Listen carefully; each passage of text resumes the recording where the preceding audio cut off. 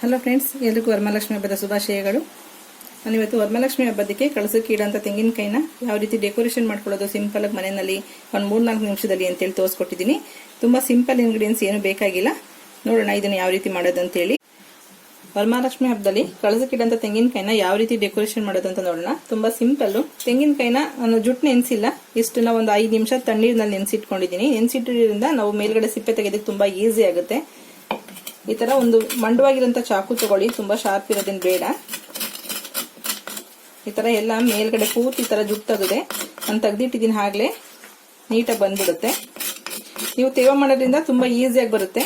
ಆದಷ್ಟು ನೀರು ಇರೋಂಥ ಕಾಯಿನ, ಚೆನ್ನಾಗಿ ಬಲ್ತಿರೋಂಥ ಕಾಯಿ ತಗೊಳ್ಳಿ. ಹಿಂಗ್ ಈ ತರ ಕಣ್ಣೆಲ್ಲ ಪೂರ್ತಿ ಕವರ್ ಆಗಿರ್ಬೇಕು, ಆ ತರ ಜುಟ್ಟು ಇರ್ಬೇಕು, ಆ ತರ ತಗೊಳ್ಳಿ. ಈ ಜುಟ್ಟನ್ನು ತೇವ ಮಾಡಿದ್ರೆ ಬೇಗ ಒಣಗಲ್ಲ, ಹಾಗಾಗಿ ನಾನು ಜುಟ್ಟು ತೇವ ಮಾಡ್ತಾ ಇಲ್ಲ. ಚೆನ್ನಾಗಿ ತಣ್ಣೀರಿನಲ್ಲಿ ನೆನೆಸಿಟ್ಕೊಂಡಿದ್ದೀನಿ. ಈಗ ಮೇಲ್ಗಡೆ ಸಿಪ್ಪೆ ಇದನ್ನು ಕೂಡ ಸ್ವಲ್ಪ ಒಟ್ಟು ಕೂಡ ತೆಗ್ದಿರೋದ್ರಿಂದ ಇದಕ್ಕೆ ಅರಿಶಿನ ಹಚ್ಚೋದಕ್ಕೆ ತುಂಬಾ ಈಸಿ ಆಗುತ್ತೆ, ತುಂಬಾ ನೈಸ್ ಆಗಿರೋದ್ರಿಂದ.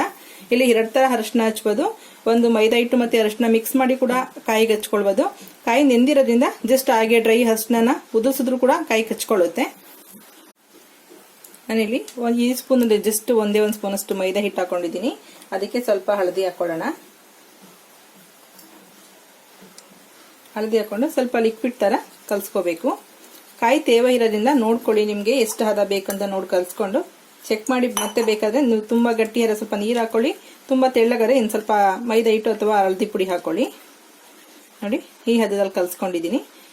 ಆದಷ್ಟು ನೋಡ್ಕೊಳ್ಳಿ, ಸ್ವಲ್ಪ ಸ್ವಲ್ಪನೇ ಕಲಸಿ ಕೂಡ ಮಿಕ್ಸ್ ಮಾಡ್ಕೊಳ್ಬೋದು. ಒಂದೇ ಸಲ ಕಲಸಿ ಇಟ್ಬಿಟ್ರೆ ಇದು ವೇಸ್ಟ್ ಆಗುತ್ತೆ. ಅಂದ್ರೆ ಕಾಯಿಗೆಲ್ಲ ಹಚ್ಚಾದ್ಮೇಲೆ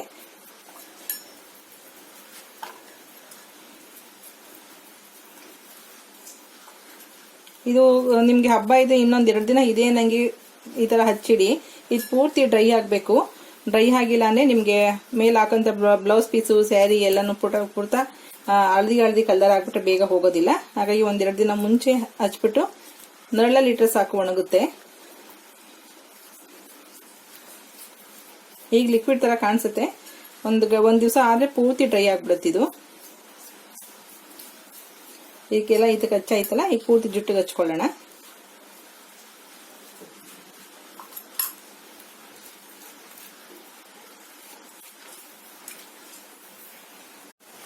ತೇವಾಂಶ ಏನು ಜಾಸ್ತಿ ಇದೆ ಅನ್ಸಿದ್ರೆ ಸ್ವಲ್ಪ ಹಳದಿ ಪುಡಿ ಉದಿಸ್ಕೊಳ್ಳಿ. ನೋಡಿ ಎಷ್ಟು ಚೆನ್ನಾಗಿ ಬೇಗ ಬೆಟ್ಟಾಗುತ್ತೆ. ನಾವು ತುಂಬಾ ಏನು ಲಿಕ್ವಿಡ್ ತರನು ಮಾಡಿಲ್ಲ, ಮೈದಾ ಹಾಕಿರೋದ್ರಿಂದ ಇನ್ನು ಬೇಗ ಗಾಳಿಗೆ ಹಾರ್ಕೊಳ್ಳುತ್ತೆ. ನೋಡಿ, ಪೂರ್ತಿ ರೆಡಿಯಾಗಿದೆ. ಇದು ಪೂರ್ತಿ ಒಣಗಿದ ಮೇಲೆ ತುಂಬಾ ಚೆನ್ನಾಗಿ ಕಾಣುತ್ತೆ. ಇದು ಅರಿಶಿನ ಕೂಡ ಮನೆಯಲ್ಲೇ ಮಾಡಿರೋಂಥದ್ದು, ಕುಂಕುಮ ಕೂಡ ಮನೆಯಲ್ಲೇ ಮಾಡಿರೋಂಥದ್ದು. ಎರಡನ್ನೂ ಅದನ್ನೇ ಉಪಯೋಗಿಸ್ಕೊಳ್ತಿದ್ದೀನಿ. ಕುಂಕುಮ ಕೂಡ ನೋಡಿ ಎಷ್ಟು ಒಳ್ಳೆ ಕಲರ್ ಇದೆ. ಹಳದಿ ಹೆಚ್ಚಿರೋಂಥ ತೆಂಗಿನಕಾಯಿ ಮೇಲೆ ತ್ರಿಶೂಲ ತರ ಕುಂಕುಮದಲ್ಲಿ ಅಲಂಕಾರ ಮಾಡಬೇಕು. ಹಾಗಾಗಿ ತ್ರಿಶೂಲ ತರ ಬರ್ಕೊಂಡಿದ್ದೀನಿ. ಈ ಕಟ್ ಮಾಡಿದ್ರೆ ನಿಮ್ಗೆ ಇದು ಓಪನ್ ಮಾಡಿದ್ಮೇಲೆ ತ್ರಿಶೂಲ ತರನು ಕಾಣುತ್ತೆ, ತಿಲಕ ತರನು ಕಾಣುತ್ತೆ. ಇದು ಜಸ್ಟ್ ಇದನ್ನ ಈ ತರ 10 ತರ ಮಾಡ್ಕೊಂಡಿದ್ದೀನಿ. ಈ ತರ ಶೇಪ್ ತೆಗಿಬೇಕು. ಆಕ್ಚುಲಿ ಇದು ಎಸ್ ಟೈಪ್ ಬರುತ್ತೆ ನೋಡಿ. ಸ್ವಲ್ಪ ಎಸ್ ತರ ಮಾಡ್ಕೊಂಡ್ರೆ ನಿಮ್ಗೆ ಈಸಿ ಆಗುತ್ತೆ ಮಾರ್ಕ್ ಮಾಡ್ಲಿಕ್ಕೆ ಮತ್ತೆ ಕಟ್ ಮಾಡೋದಕ್ಕೆಲ್ಲ. ಈಗ ಏನ್ ಮಾರ್ಕ್ ಮಾಡಿದೀವಿ ಅದನ್ನ ಕಟ್ ಮಾಡ್ಕೊ. ಈಗ ಪೇಪರ್ ಕಟ್ ಮಾಡ್ಕೊಂಡಿದ್ವಲ್ಲ, ಅದನ್ನ ಯಾವ ಕಡೆ ಮುಖವಾಡ ಇಡ್ತೀರಾ ಅಥವಾ ಕಳಸಕ್ಕೆ ಕಾಯಿ ಇಡ್ತೀರಾ ನೋಡ್ಕೊಳ್ಳಿ. ನಿಧಾನಕ್ಕೆ ಇದನ್ನ ಪೇಪರ್ ಇಡ್ಬೇಕಾಗುತ್ತೆ. ತೇವಾಂಶ ಜಾಸ್ತಿ ಇದ್ರೆ ನೀವು ಮತ್ತೆ ತೇವ ಮಾಡೋದು ಬೇಡ. ಜಸ್ಟ್ ಅರಿಶಿನ ಕುಂಕುಮನ ಹಾಗೆ ಇಡಬಹುದು. ತೇವಾಂಶ ಸ್ವಲ್ಪ ಡ್ರೈ ಆಗಿರೋದ್ರಿಂದ ನಾನು ಸ್ವಲ್ಪ ಇಲ್ಲಿ ತೇವ ಮಾಡ್ತಾ ಇದ್ದೀನಿ. ಎಲ್ಲಿ ಕುಂಕುಮ ಹಚ್ಚಬೇಕಾಗುತ್ತೆ, ಈ ಹೋಲ್ ಏನಿದೆ ಈ ಹೋಲ್ನಲ್ಲಿ ಪೂರ್ತಿ ತೇವ ಮಾಡ್ತಾ ಇದ್ದೀನಿ.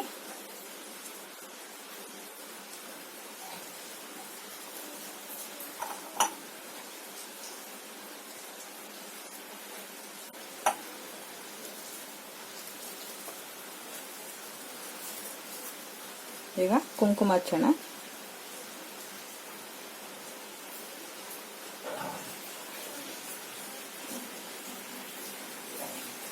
ಕುಂಕುಮನ ಸ್ವಲ್ಪ ಪ್ರೆಸ್ ಮಾಡಬೇಕಾಗುತ್ತೆ.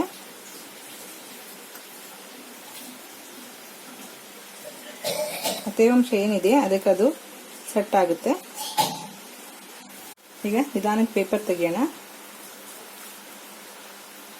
ನೋಡಿ ಎಷ್ಟು ಚೆನ್ನಾಗಿ ಬಂದಿದೆ.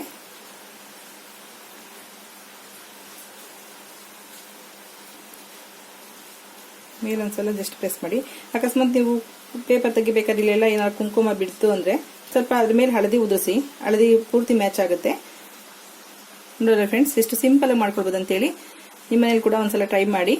ಹಬ್ಬ ಒಂದಿನ ಅಥವಾ 2 ದಿನ ಇದೆ ಅನ್ನಂಗೆ ಈ ಥರ ಎಲ್ಲ ರೆಡಿ ಮಾಡಿ ಇಟ್ಕೊಂಡ್ರೆ ಕಾಯಿ ಕೂಡ ಡ್ರೈ ಆಗುತ್ತೆ, ನಿಮಗೆ ಹಬ್ಬದ ದಿವಸ ಕೂಡ ತುಂಬ ಈಸಿ ಆಗುತ್ತೆ ಕೆಲಸ ಮಾಡೋದಕ್ಕೆ ಕೂಡ.